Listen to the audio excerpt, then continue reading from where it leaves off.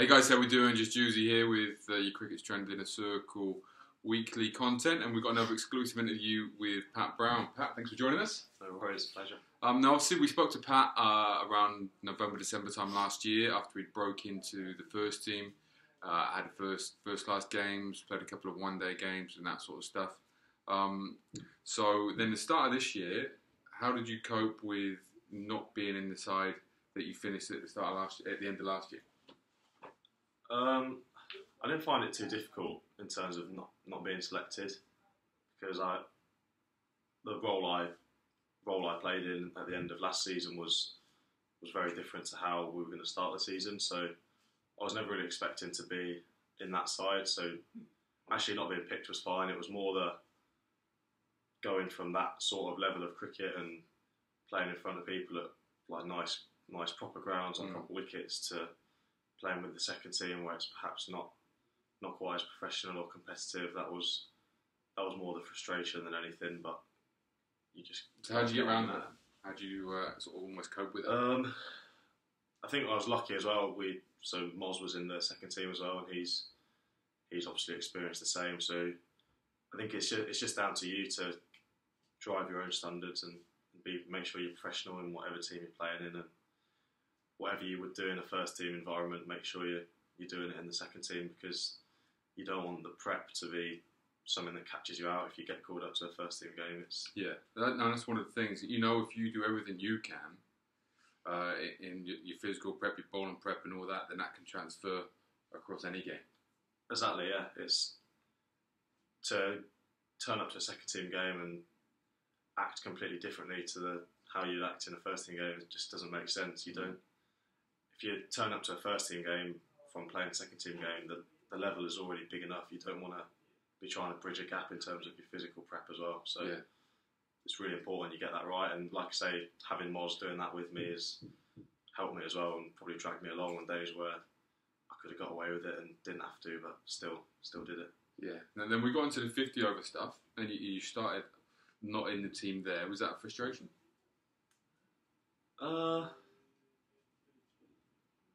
Not so much a frustration. I think I felt I had a decent chance and probably felt as if I could have played, but not so much a frustration. I knew I'd get a chance. It was communicated quite well that it would be sort of a squad rotation system in the One Day Cup. So to not start it was fine, knowing that I would get a chance.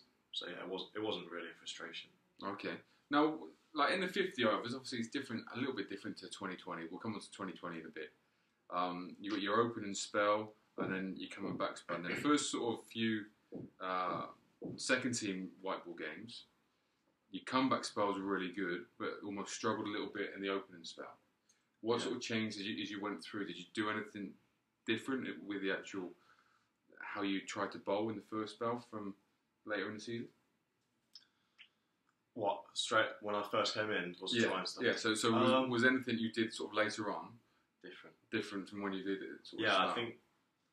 I think probably my first few games that I played, or the first one or two definitely, I probably saw it too much as a white ball game and thought I've got to change stuff up and not be predictable. But in one day cricket, your first spell is often the exact same as a red ball spell.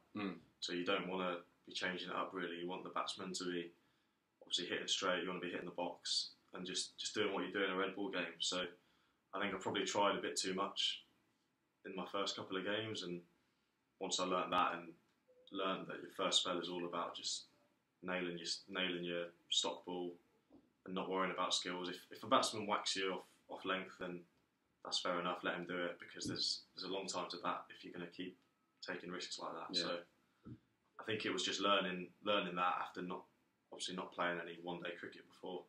But that's what I learned from the first couple of games, definitely. But then towards the end of sort of the 50 over comp, it seemed to me like you really sort of coming into your own, you understand your own game and everything. Did it feel that you sort of gained more confidence and almost confidence from the rest of the teammates in you as well?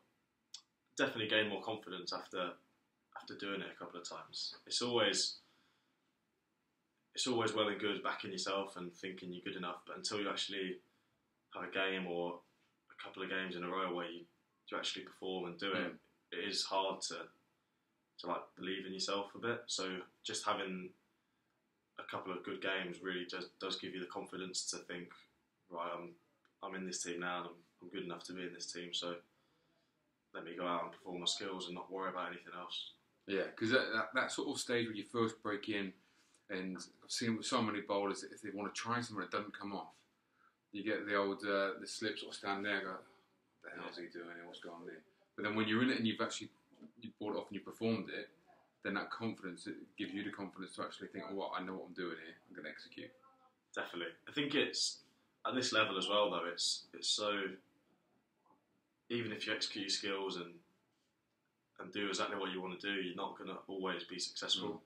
So it's having the mental strength to look back on games and be honest with yourself and say, I've executed my skills there and it's not gone to plan. Or on days, especially in the second team, where you don't bowl well, or you don't execute your skills and you still get away with it because you're playing on worse pitches against not as great players.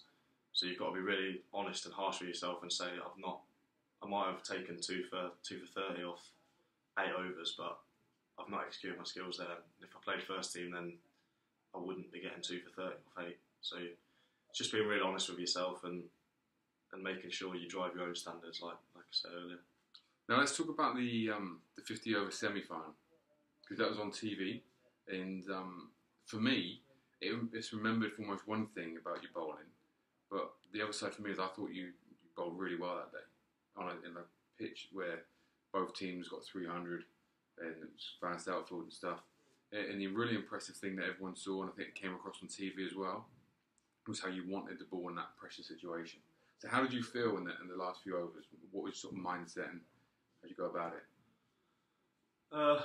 It was obviously the first time I'd really done it in a first team game, to actually bowl at the death, and for it to be in the semi-final was obviously quite a big occasion for me, for it to be my first time doing it. But generally, I knew I could do that stuff before.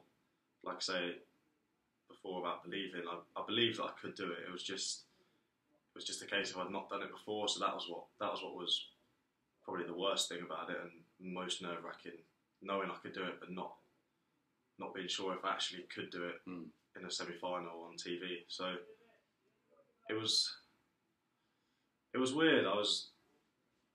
It's something I'd never felt before, even since that pressure and the way the mindset and the zone I got into was something I'd never been in before. And even on finals day, I wasn't like in that sort of mental state. I was bowling and being so zoned in on what I was doing, I just wouldn't want to listen to anyone else. You got the wicket, and the boys coming to celebrate, and you were just like, "No, go away, get yourself set." Yeah, because I didn't want to. When you wanted to keep going, I didn't want to drag myself out of that zone. And to be honest, the wicket at that stage didn't mean anything because the next ball got belted for 4 and they won. So it was just a case of trying to stay in that zone, and the pressure's good.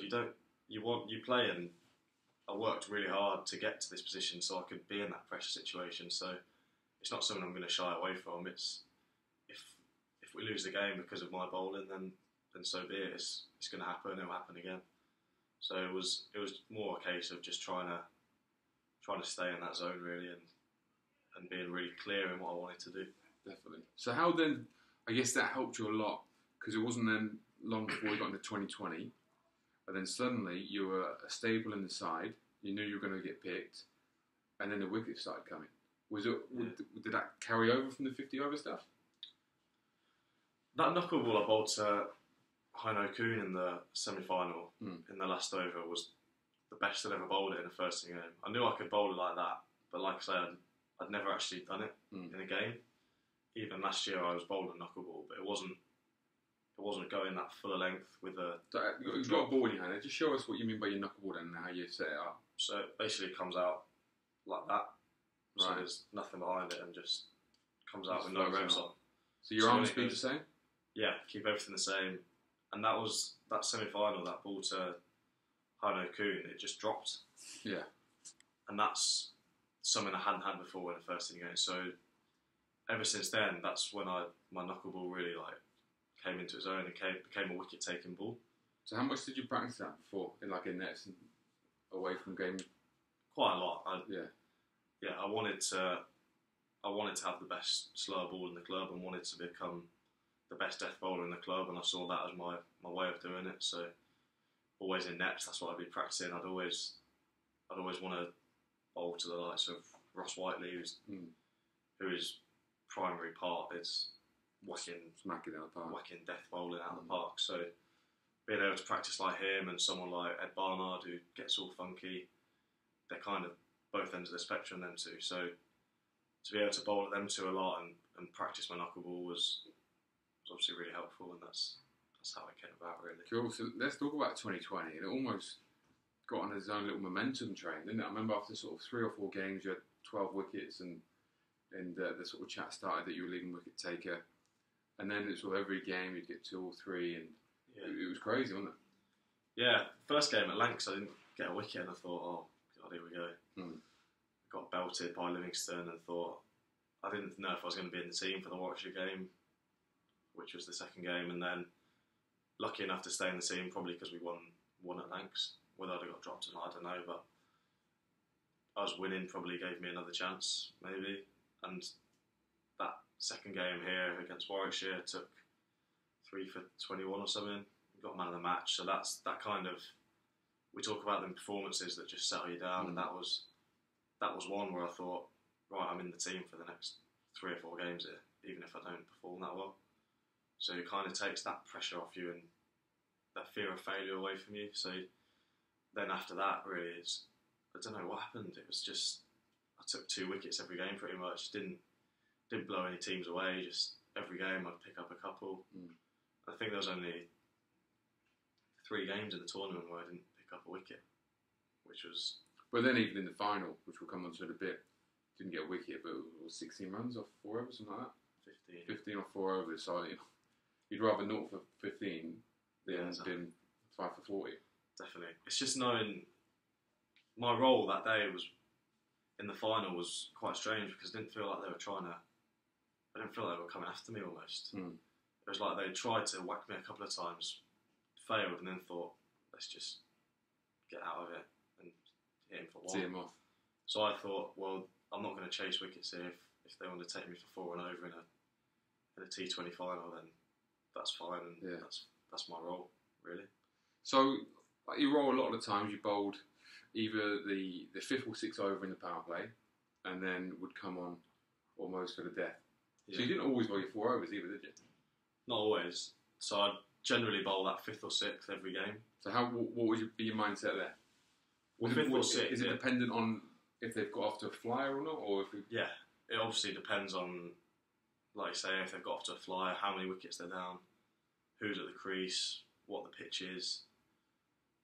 If there's a short boundary either side, there's so much you got to try and think about. But whilst you got to think about all that, you've also got to focus on you. Because if I'm worrying about if he's going to try and whack me, which side he's going to whack me, what the pitch is doing, I'm not focusing on this and what I'm going to do with it. So your focus, because obviously there's lots of chat about the opposition and stuff like that.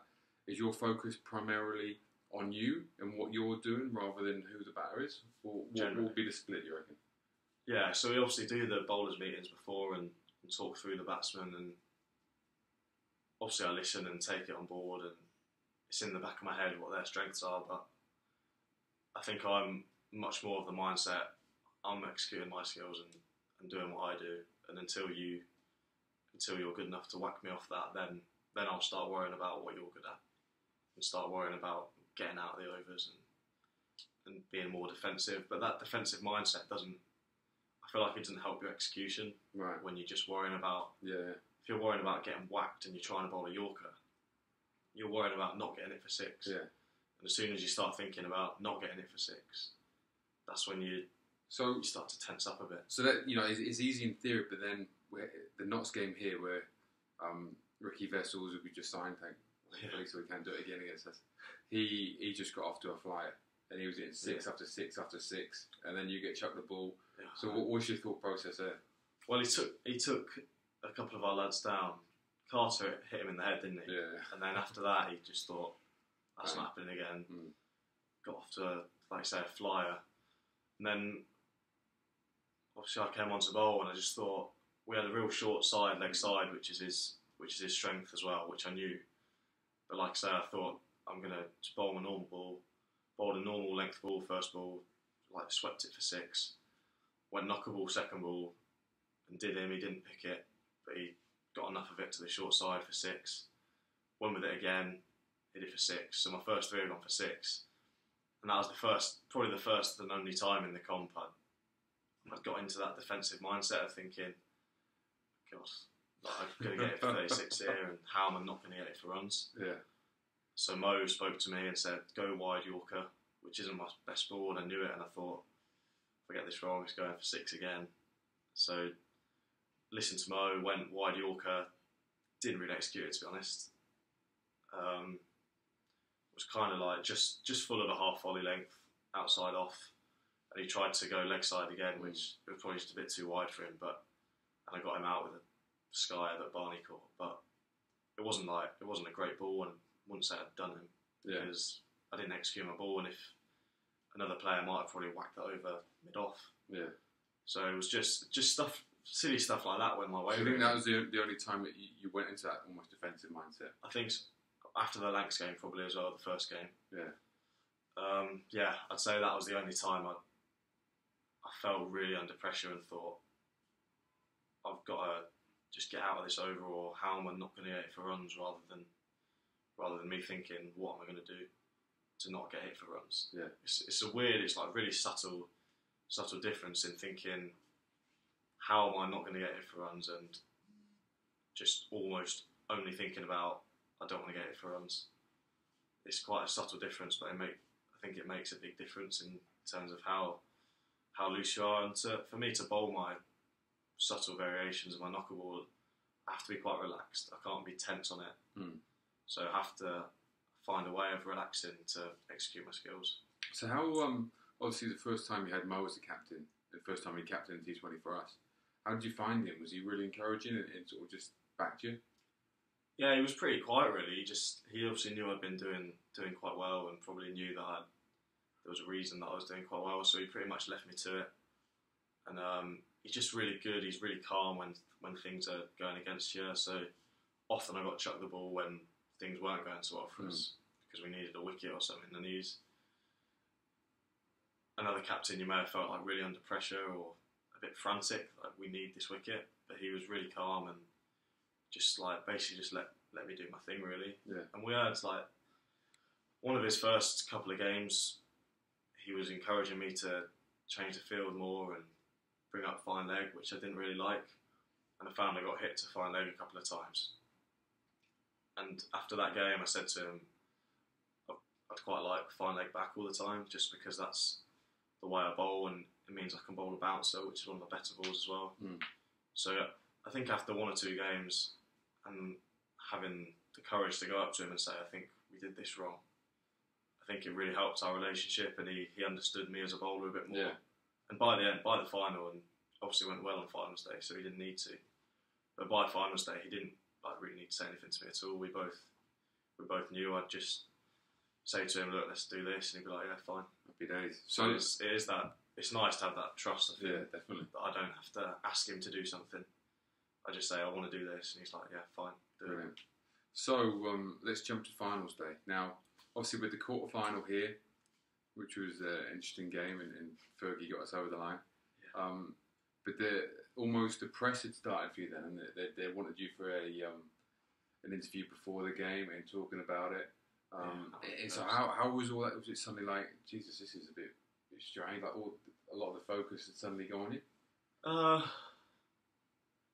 Kind of, yeah. But I still never really felt any pressure to really perform or anything, because I knew we obviously had Parney as well towards the end, which was a really good signing for us. So I knew we had bowlers, even if I didn't perform, that could get us over the line. And you saw on that day, I only bowled 2 overs on a pitch that wasn't really conducive. So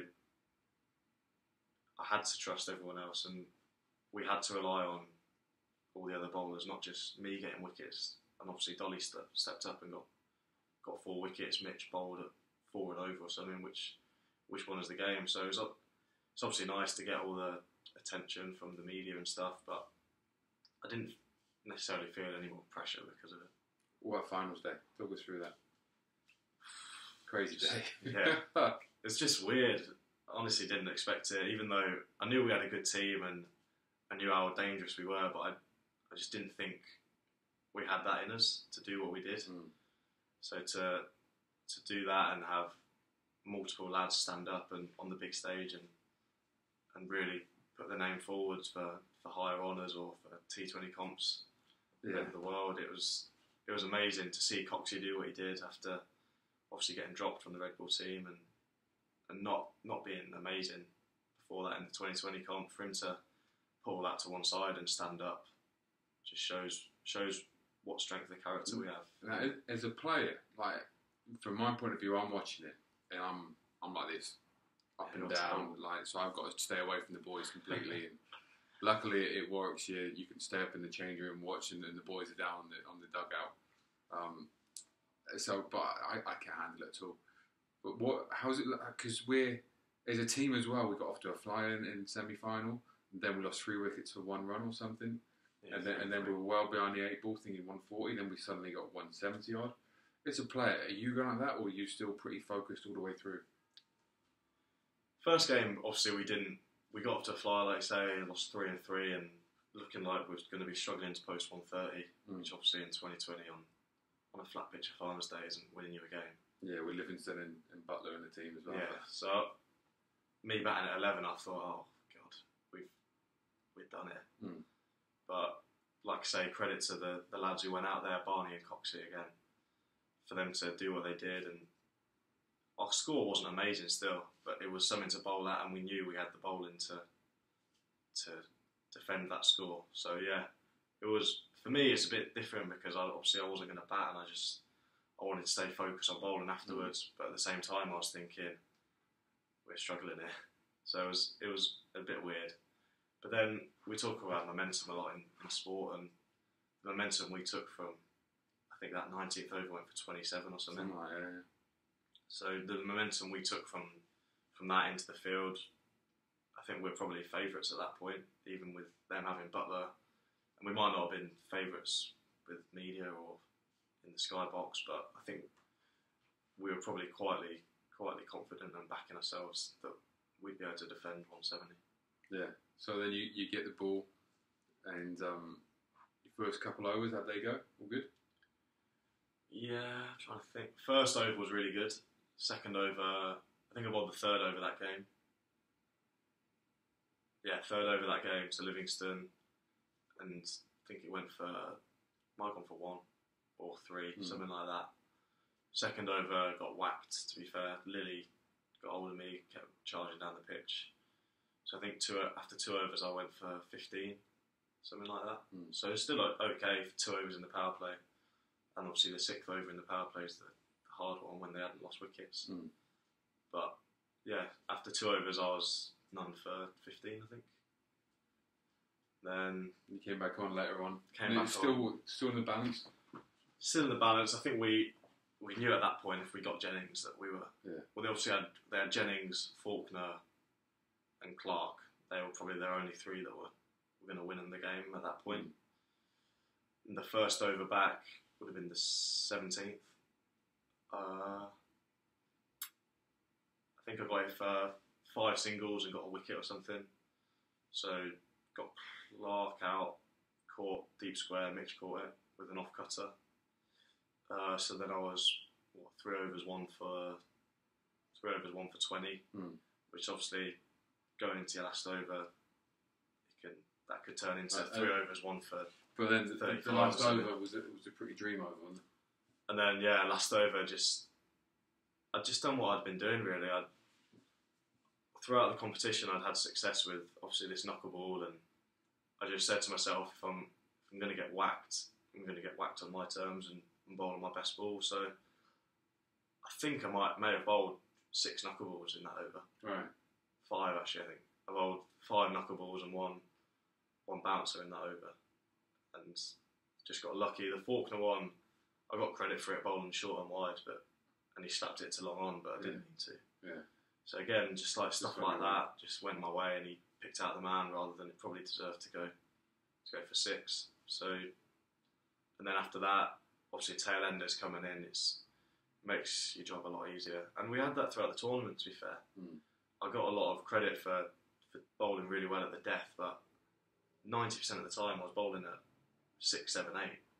So, or even lower than that. I think we bowled most teams out throughout the tournament. We did, yeah, a lot of times. So obviously makes my job as a death bowler twice as easy when I'm bowling at number 8 and 9 rather than 4 and 5. I don't know what the fuss is about, really.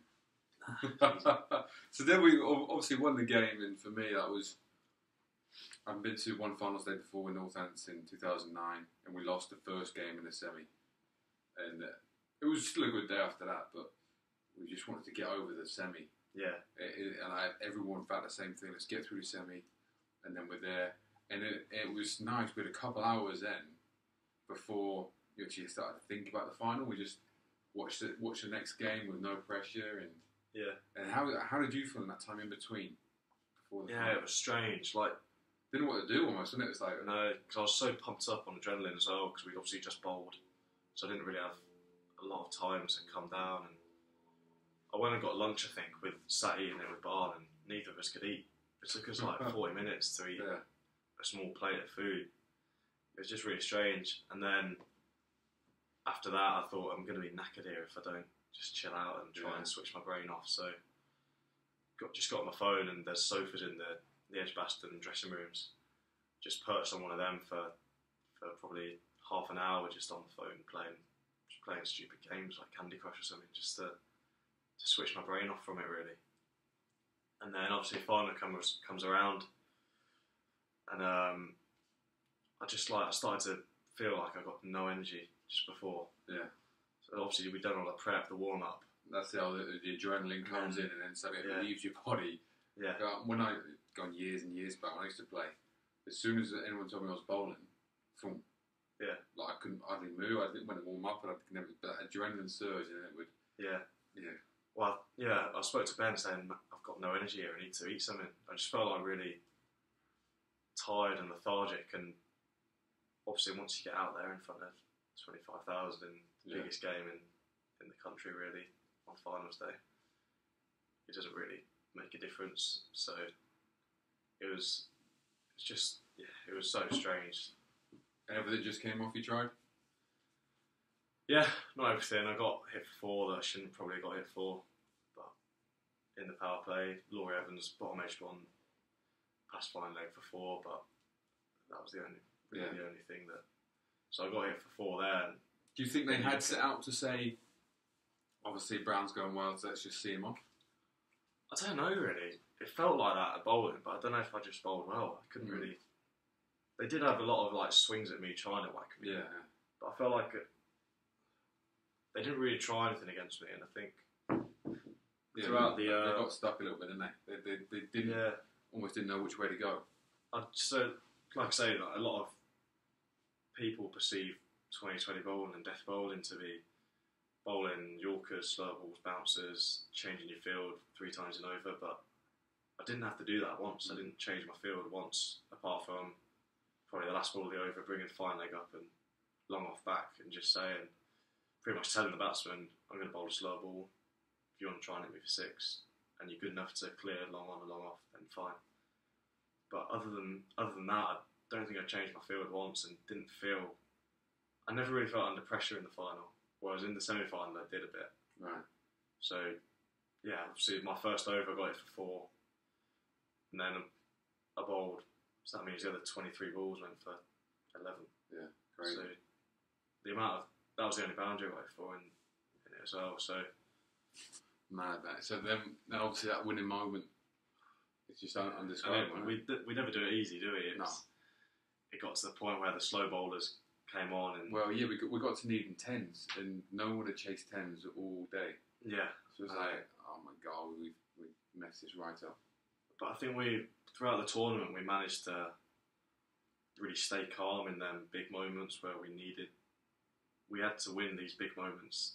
Often to win a game, there's obviously a crucial moment where whichever team wins that small period, and in 2020 it's only an over. Yeah. Or even 3 balls. Yeah. And we just, throughout the tournament, we managed to win them little periods, and credit to Coxey, obviously, was the one to hit the winning runs and get 50 off 25 balls or whatever it was. He just managed to stay calm, and he said afterwards he knew the spinners were bowling well and it was going to be tough. And he just backed himself to get through that at 6 and over, and then when the seamers came on at the end to take them down. And that's exactly what he did. And I think maybe a year ago, even 2 years ago, him personally and a lot of other lads, a lot of lads now around the country would see it at 10 and over, like you say, and think, we got to whack it. Rather than being calm enough to formulate a plan and back yourself with that plan. So that's credit to Coxey and credit to the team, because it's what we've done all season, and everyone did that, and everyone buys into it because we know that's the best way of going about it. And when you're calm and you have a plan, your chances of executing are obviously much higher. It was weird as well, because it was like at one point it looked like we'd lost it. I know the coaches that were at the top were sort of looking at each other thinking, Jesus has gone here. And then suddenly, like that, it felt like so quick that it turned around. And then it was like, geez, we won, and we're just sprinting on the pitch. And you look at it, so it's them crucial moments again in 2020, and it's probably 2 balls. It's 2 balls at the end of whatever it be, 2 balls at the end of someone's over, and if they go for 2 runs, their team have nailed on to win. If you hit 2 boundaries off them balls at the death, it swings it massively. So that's what happened really. Archie bowled a no ball. Exactly. They went for 4. So we went. Yeah, so that was a no ball, went for 4. That was we went for 6, and then the 3 it went for 6. Yeah. So we got 12 off 1 ball. Yeah. So we went suddenly. So that's the crucial moment in that game that flipped it. Yeah. And before that, we were looking like it was looking. God, this could be the way. Knowing they've got Jofra Archer and Chris Jordan, Tymon Mills bowling the last 3 overs, you're thinking we're struggling here. But then that crucial moment, and Coxey staying calm enough for us to be able to have that crucial moment where we got 12 off 1 ball, and then the next ball went for 4 as well. Yeah. So we got 20 off? No, 16 off 2 balls, which obviously flips the game completely. Amazing day. It was awesome. It was crazy. Wish we could do it again. Hopefully next season we will. So looking forward then, what are you? This winter is going to be a big winter for you. Yeah. What are the big things you're looking to get out of the winter and take into the game next year? Because I know where I think we can definitely get you better. But what about you? Obviously, just working hard in the gym again, and probably getting my body back right again. Obviously, it's probably sore and stiff, and you lose mobility in places throughout the season. So restoring that, which I've been doing now before we start up again. So just trying to get yourself in the best physical shape to start up again, start training, and then looking into cricket. I'd like to develop a new ball, which I don't know what I want to develop yet, but whatever it is, I'll obviously give it a go and see if it's something I can take into the season. Like a different variation, or like nailing a Yorker or something like that. Yeah, I think Yorker's something you're always trying to work on. So I think I want a bigger focus on Yorker. Definitely, a wide Yorker would be good for me with my slower balls as well. Because my field might not have to change too much. And then another slow wide Yorker. I think that's what we try and do sometimes. And then whether it be a split finger or back of the hand, leg cutter, or try and develop something completely new, maybe like a thumb off. I've seen the thumb off delivery and tried it a few times, but not giving it enough time to actually see if I can do it.